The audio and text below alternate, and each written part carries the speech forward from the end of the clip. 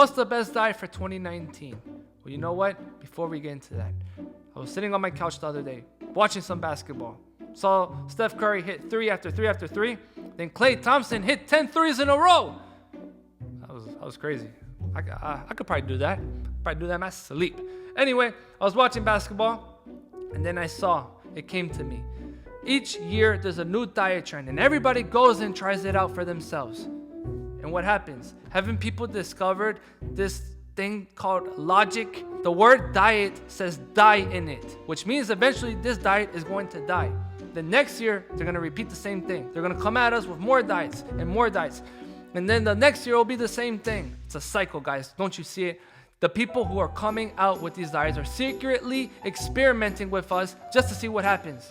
It's kind of like we're some rats in some kind of experiment. But like rats in some experiment. So I've decided, with the help of all of you here watching this video on YouTube, we're all gonna figure out what the best diet of 2019 is. But before we do, I say we take a walk down memory lane.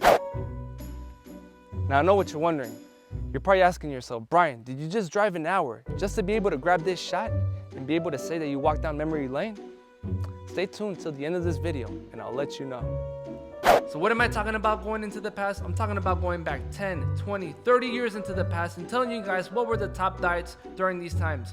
Now, I was a child. I got to see a lot of these diets in my household. My mother did a lot of these diets, and I'm sure some of you might have done these diets yourselves or are aware of them or I've heard of them in the past. So let's get started. Diet number 1, Weight Watchers. If we look closely at the name, it says Weight Watchers. It's plural, not singular. It means there's more than one person watching your weight.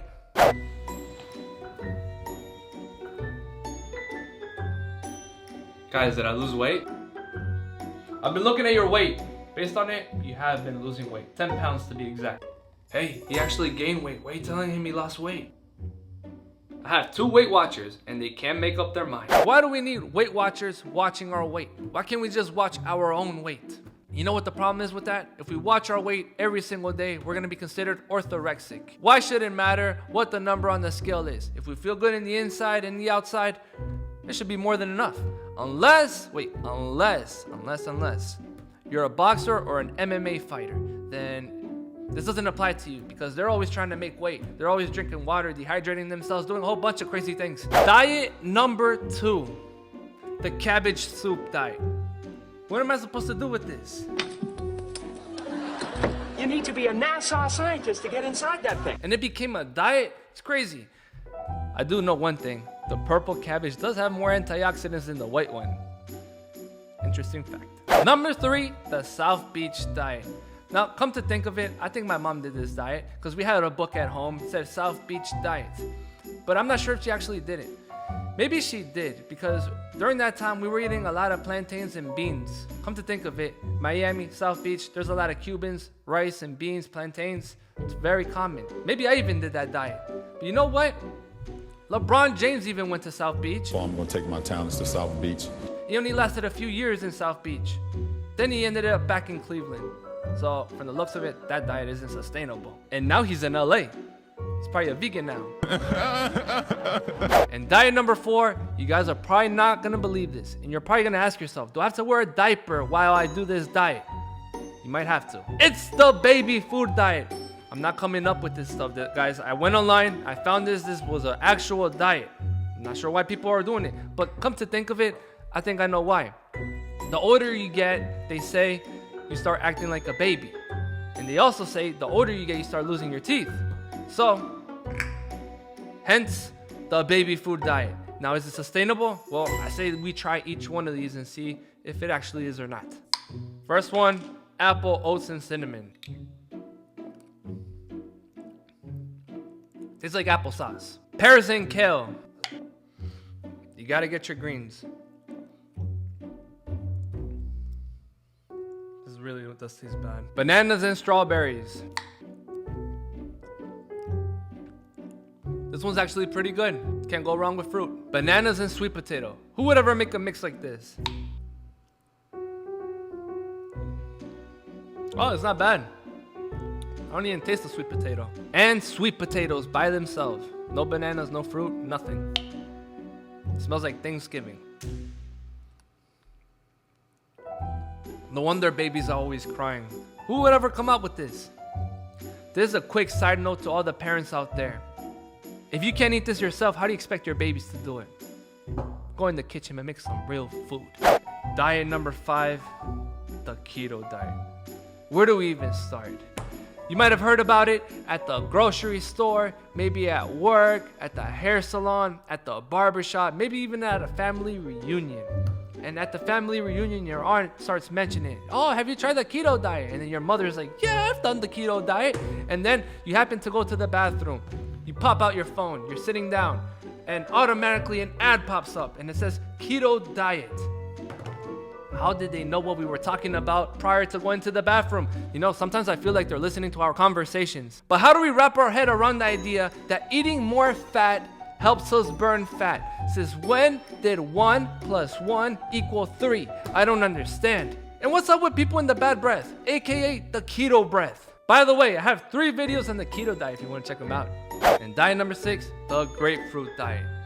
Guys, this brings back way too many memories with my mother. It was pretty funny actually. So she used to put this on top of the refrigerator. And I couldn't reach it. I was 3-4 years old, and my mom would treat it like it was some sacred fruit that nobody could eat. Only her. She was the only one allowed inside the house. Not even my dad could eat them. Somehow this was something that would help you lose weight, I think. Something like that. At least she thought it would. Anyway, I remember very vividly how this happened. My mom will watch telenovelas, and then she would binge on these like if it was popcorn. And then I would ask her, Mom, can I have some? She'd be like, no, you're not gonna like it, it's sour. And you know what? As the years went on, I kind of liked it. I like this fruit. There's nothing bad about it. I love it. I like anything citrus. So she would eat these as she would watch novelas. And for those of you who don't know what novelas are, it's like a Spanish soap opera. And for all my Latinos out there, she used to watch Marimar.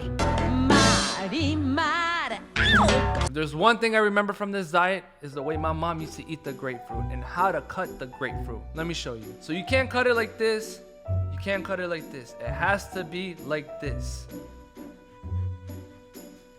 And then she would just grab a spoon, but not just any ordinary spoon. You can't use a spoon like this. You need a spoon that's specifically for grapefruits. And the one she had was sacred because she used to put it on top of the refrigerator as well. And I don't have one of those with me right now, but I need one or else I can't do this diet. So I'm gonna go and buy one right now.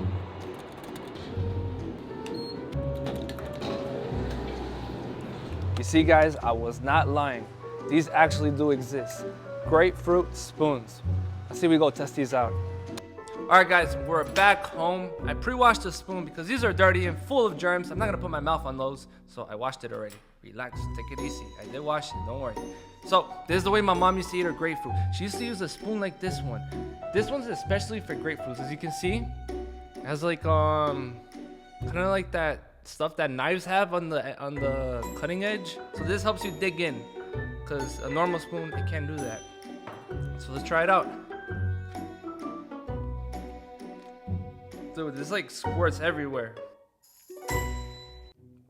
I lost 10 pounds. And diet number 7, the Beverly Hills diet. And we're in Beverly Hills.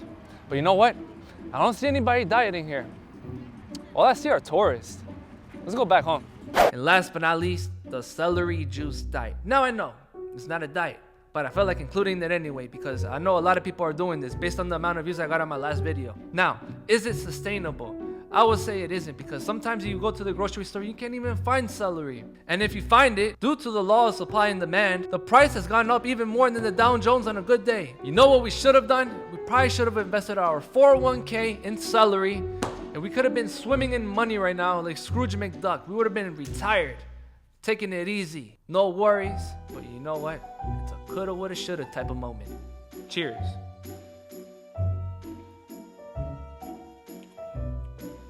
Weird.